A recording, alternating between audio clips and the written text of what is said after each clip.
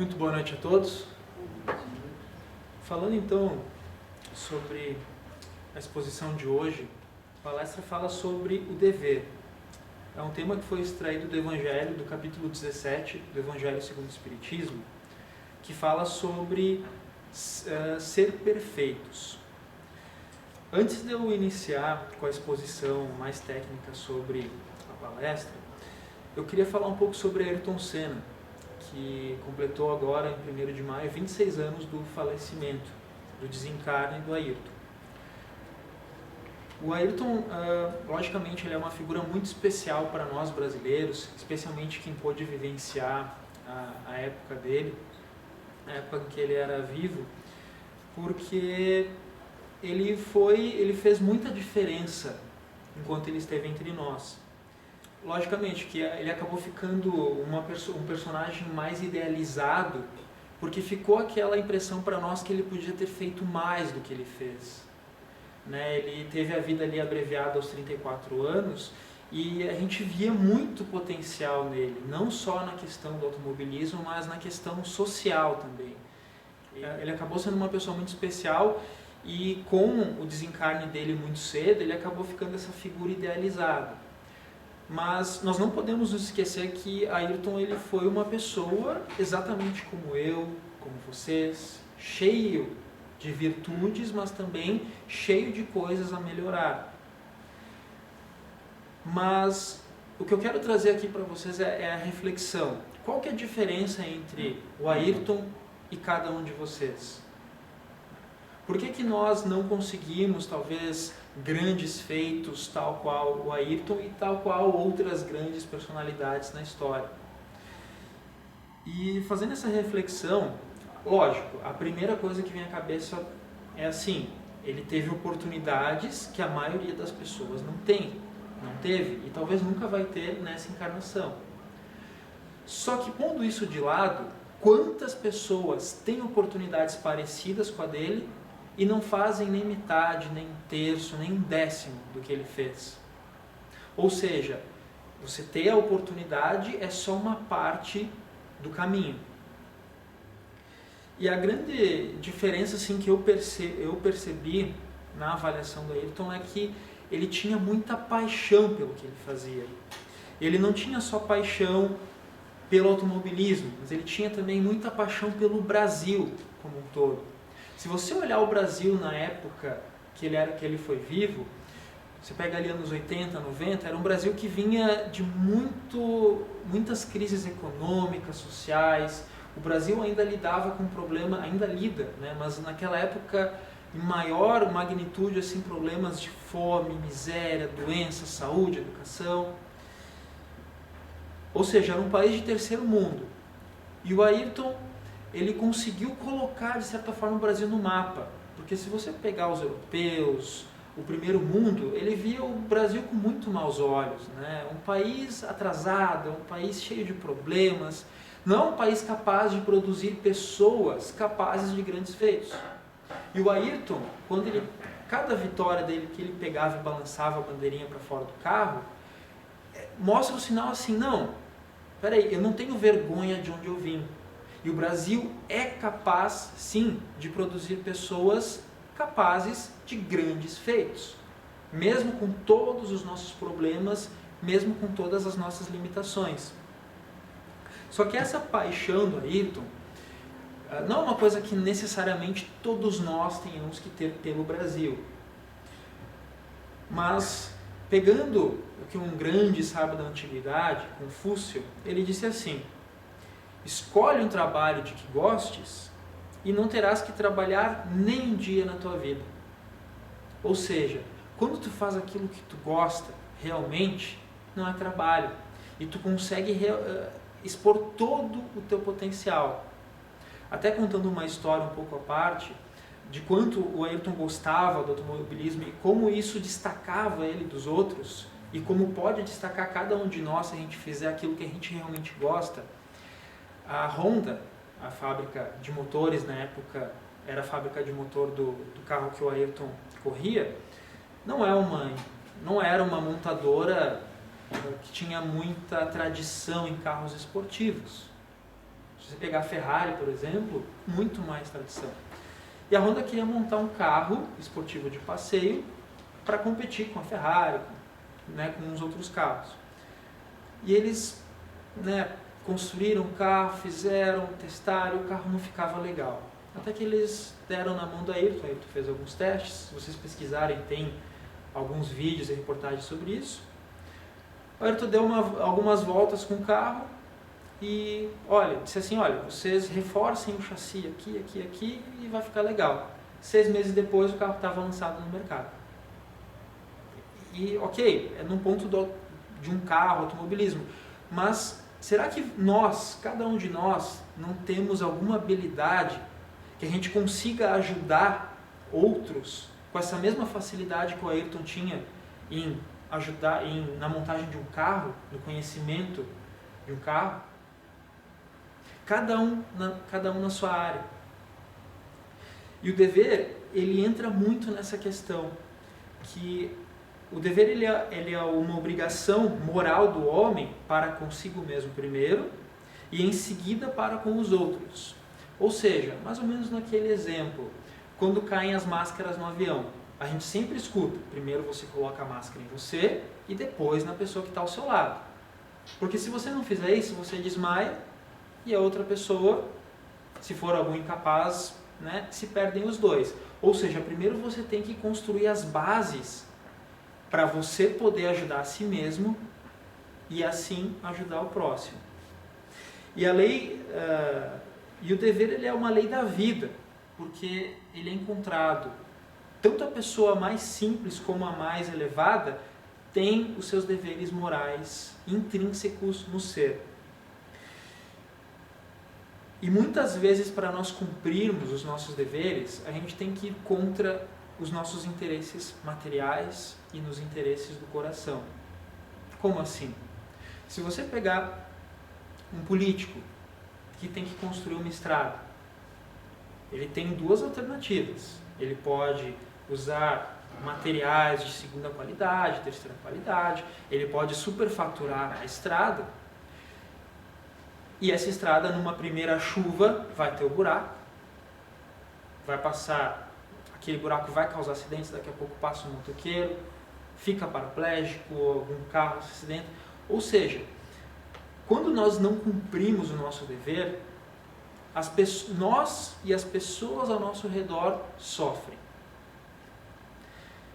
Só que cumprir o dever, ele não vai te trazer necessariamente uma recompensa, porque ele não é nada mais do que a nossa obrigação. E o dever, ele é íntimo de cada um de nós, e ele é governado pelo nosso livre-arbítrio. Só que nós somos mestres das nossas ações e escravos das consequências. Então, quando a gente faltar com o nosso dever, isso vai ter reações que nós não podemos escapar a elas. E a nossa consciência está o tempo todo nos advertindo contra as condutas erradas. E aí vocês podem me perguntar, bom, mas como que eu identifico uma conduta errada? Como eu sei o que é certo ou errado? E eu não vou ter a pretensão de dizer para vocês como vocês podem fazer isso. Então, puxando o que o Evangelho fala, o Evangelho segundo o Espiritismo, ele diz assim: os deveres começam precisamente no ponto onde se ameaça a felicidade ou a tranquilidade do próximo, e terminam no limite em que não se desejaria ver a própria felicidade ou tranquilidade ameaçadas. Em poucas palavras, não fazer ao próximo o que você não gostaria que ele fizesse a você. E também ele fala aqui que da própria felicidade ou tranquilidade ameaçadas. Ou seja, você tem que cuidar ao redor, mas você também tem que cuidar de si mesmo. Ou seja, da mesma forma que você tem dever com os outros, da mesma forma você tem que se preservar também. E voltando na questão do Ayrton, né, 2 meses antes do acidente fatal dele, ele compartilhou com a irmã dele que ele tinha uma vontade de fazer algo grande pelo futuro dos brasileiros, em especial pelas crianças e jovens. Se vocês pararem para pensar, fazer uma análise rápida assim, quantas pessoas ricas, quantas pessoas que têm tudo material na vida e acabam, querendo ou não, indo para esse lado social. Vocês já se perguntaram por que isso acontece? O que é muito comum a gente ler nos livros, na literatura espírita e em diversas outras literaturas, que falam que o dinheiro não é o suficiente. E assim, por que ele não é o suficiente? Porque você pode ter o carro do ano, você pode ter casa, pode fazer as viagens, pode ter tudo material. Só que as coisas materiais, elas, querendo ou não, elas são pueris, elas são ocas. Isso não alimenta a nossa alma. É por isso que é muito comum você ver pessoas que têm tudo materialmente, sentem essa necessidade de ajudar o outro. Fazendo um paralelo básico assim, quem já tem filho, né, talvez fica mais fácil de entender. O que te realiza mais? Você comprar o carro do ano, trocar de carro todo ano, ou comprar aquela casa, fazer aquela viagem, ou você ver o seu filho bem resolvido na vida? Você vê o seu filho bem casado, você vê o seu filho bem. O que é mais realizador? E com o Espiritismo, quando a gente começa a internalizar e começa a colocar em prática o que o Evangelho nos fala, a gente percebe que o nosso filho poderia ser o nosso colega de trabalho, poderia ser o nosso vizinho. Então, isso expande, né? E você sai do seu círculo familiar. Isso é o que realmente realiza uma pessoa, e não a conquista somente de bens materiais. E quando o Senna explicou esse desejo para a irmã dele, né, a irmã dele também já trabalhava com desenvolvimento humano, ela era psicóloga, então eles, né, decidiram fazer um projeto para proporcionar às outras pessoas a oportunidade que elas desenvolverem os seus próprios potenciais, né, por meio de uma educação de qualidade. Só que o Senna, infelizmente, acabou não podendo participar da construção desse projeto, mas a irmã dele, então, em 94, após o falecimento dele, fundou, junto com a família, o Instituto Ayrton Senna. E por que eu estou falando desse instituto? Tá? O que esse instituto faz é desenvolver o potencial das pessoas por meio da educação de qualidade. Isso vai muito de encontro com o que o Espiritismo faz. Porque o Espiritismo, o que ele faz? Ele coloca luz onde tem trevas. E como é que você ilumina o que está escuro? Através do conhecimento. Se vocês analisarem bem o Evangelho, na verdade todas as obras básicas, elas explicam para as pessoas, elas trazem conhecimento sobre como vai acontecer a vida depois da morte. Você pegando pessoas que são, quem é ateu, ou quem participa de religiões que normalmente são muito dogmáticas, não explicam como realmente a vida é depois da morte, você nota muita angústia, especialmente pessoas que estão em doenças terminais, ou que estão para morrer, assim, é muito natural as pessoas terem medo da morte. Em contraparte nisso, quem é espírita, quem estuda sobre espiritismo, quem lê a literatura espírita, quem escuta palestras espíritas, já não tem todo esse medo. Logicamente que é natural quando você está prestes a desencarnar, poxa, eu não sei o que me espera lá do outro lado, né? Cada um de nós pode dizer, bater o martelo, não, eu vou estar numa colônia, eu vou estar num umbral. Não sabemos. A gente tem indícios, a gente tem algumas evidências, mas você ter a certeza você não tem. Isso realmente pode gerar alguma insegurança, alguma angústia, mas nada comparado ao que um ateu, nossa, eu vou deixar de existir. E o Espiritismo, na verdade, ele traz esse conforto, esse amparo pelo conhecimento. E é justamente isso que o Instituto Ayrton Senna procura fazer. E uma coisa interessante é que todos nós somos iguais perante a dor.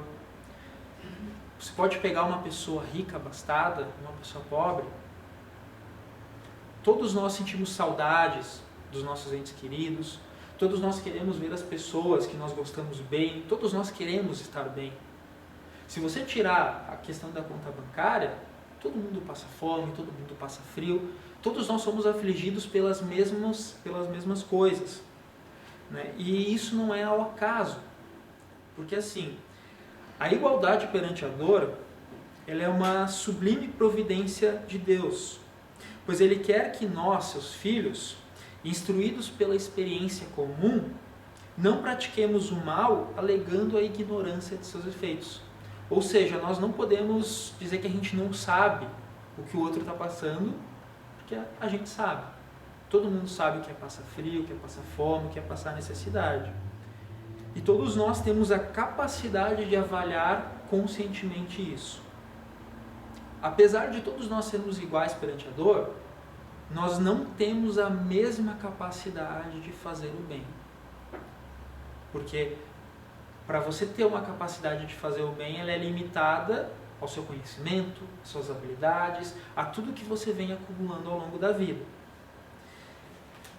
E aí voltando, né, fazendo um último paralelo com o Instituto Ayrton Senna, eu acompanhei um podcast, uma entrevista com a Viviane Senna, falando sobre a atuação do Instituto. E ela conseguiu tocar numa questão delicada de uma forma tão contundente que me incomodou bastante. Porque assim, ela começou falando sobre os projetos desenvolvidos, né? Então, fazia lá, pegava um grupo de crianças, 60 crianças aqui, 60 crianças ali, né? Grupos muito espalhados. Mas ela chegou à conclusão assim, isso não está ajudando de verdade. Porque, ok, eu estou ajudando 60, 600, 1000 crianças, mas quantas crianças mais estão espalhadas pelo Brasil sem ajuda? Ou seja, ela estava usando uma atuação no varejo para um problema no atacado. E por que isso, assim, é um problema? Porque quando a gente fala de crianças, especialmente crianças, são pessoas que estão encarnando, lógico, mas eles estão num período chave da vida. Que se você não der a educação necessária, se você não providenciar que aquela pessoa tenha o mínimo necessário, como é que ela vai ser um adulto? Se chegar à vida adulta, o que vai sobrar para ela? Um subemprego, o crime, ela vai estar extremamente desamparada. E uma coisa que ela falou assim que doeu foi que ser bom não é suficiente. Você ir você organizar alguma ação social, você fazer alguma coisa na sua comunidade, ok, vai fazer você se sentir melhor, mas no geral não vai ajudar. E quando nós paramos para pensar nisso, nós precisamos de pessoas competentes. Nós precisamos de pessoas que realmente façam a diferença, não aqui, mas em todo. A gente precisa resolver esses problemas em escala. Mas voltando à questão, nem todos têm a mesma capacidade de fazer o bem. A pulga que eu quero colocar na orelha de cada um é assim, para nós estarmos aqui hoje, quantas horas de pessoas próximas a nós foram necessárias para que nós estejamos aqui hoje, sentados? Quantas horas de professores, quantas horas de trabalho dos nossos pais, dos nossos familiares, de médicos, e da espiritualidade nem se fala. Porque a gente pode pensar, muitas vezes a gente acha que nós estamos sozinhos. Nós não estamos sozinhos. O tempo todo nós temos toda uma equipe espiritual nos amparando. Porque se a gente estivesse entregue à nossa própria mercê, quantos de nós não sucumbimos já a momentos de raiva, momentos de ódio, de inveja, e muitas vezes não vai, a gente sente que, tive ajuda aqui. Às vezes naquela briga de trânsito, podia ter baixado o vidro e parado o carro. Não, a gente teve aquele impulso que a gente não sabe explicar. Não, continua seguindo. Ou daqui a pouco no assalto. Assim, a gente, sem a providência divina, eu digo, não dura 10 minutos, não dura 15 minutos. Ou seja, a gente tem toda uma equipe investindo em cada um de nós. E muitas vezes a gente acha, não, eu mereço ócio, eu posso ficar fazendo festa, eu posso ficar bebendo, eu posso ficar aproveitando a vida, que eu tenho que aproveitar a vida. Mas vem cá, se realmente a gente tivesse noção, tivesse a consciência que tem toda uma equipe trabalhando para a gente estar aqui, tem toda uma equipe investindo na gente, a gente não ia, quando a gente faz alguma boa ação, a gente não ia ter aquela sensação, nossa, como eu sou bom. Muito pelo contrário, a gente está pagando parcelado. A nossa conta do que a gente recebe é muito maior daquilo que a gente entrega. E o objetivo nosso é, na verdade, seguindo o que a Viviane Sena falou, você tem que dar o máximo, você tem que ter paixão por aquilo que você faz. É isso que fazia o Ayrton Senna se destacar tanto. São pessoas que têm paixão pelo que elas fazem e aquilo expande de uma forma. E cada um de nós, a gente tem alguma coisa para contribuir com a nossa sociedade, com a nossa família, com os nossos familiares, principalmente com quem está perto. E especialmente nós aqui, pessoas que tivemos a oportunidade do estudo, tivemos uma família bem estruturada, a nossa responsabilidade ela é muito grande. Daqui a pouco a gente ficar um final de semana em casa, né, bebendo, fazendo festa, será que não podia estar estudando? Será que eu não podia estar me capacitando para daqui a pouco ajudar o meu irmão, ajudar o meu tio, ajudar o meu vizinho? E para finalizar, falando sobre o dever ele nada mais é do que o reflexo de todas as nossas virtudes morais. Quando você faz o que você deve fazer, você cria uma fortaleza ao redor de si mesmo. E essa fortaleza te torna capaz de enfrentar todas as angústias da luta diária. Isso faz muito sentido, porque todo o trabalho da equipe espiritual nada mais é do que nos prepararmos para nós sermos autossuficientes. Hoje nós não geramos luz, nós não somos ainda capazes de suportar sozinho as influências tanto da espiritualidade negativa quanto dos nossos irmãos encarnados que podem nos fazer mal. No entanto, quando a gente cumpre o que a gente deve, quando a gente cumpre o nosso dever, a gente percebe que o dever ele é ao mesmo tempo severo e dócil, porque ele disciplina, mas ele traz tranquilidade. E o principal, ele nos mantém firme frente às tentações.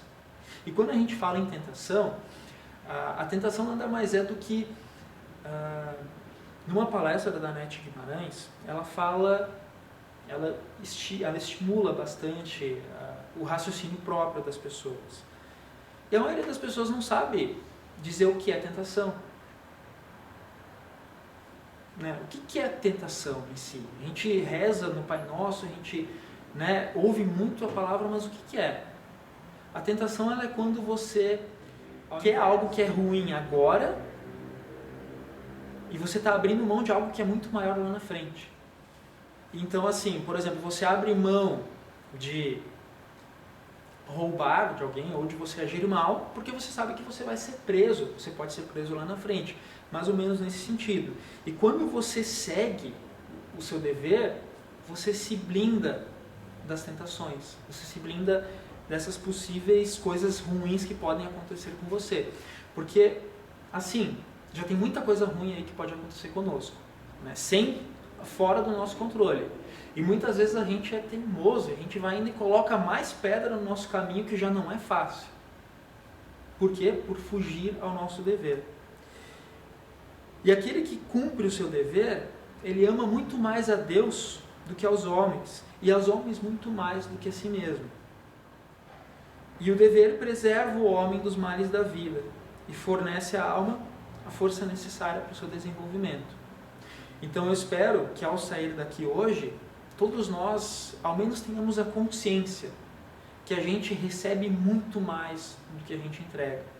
E que a gente, seguindo o que o Livro dos Espíritos lá fala, qual a medida que o homem tem para fazer coisas boas, né, para agir em prol do próximo. E o livro fala, o Livro dos Espíritos, o homem deve agir no limite das suas forças. Então que todos nós possamos voltar aos nossos lares, né, com essa pulguinha atrás da orelha, né, que a gente pode fazer muito mais do que aquilo que a gente vem fazendo até o momento, tanto por nós mesmos, quanto pelas pessoas próximas a nós.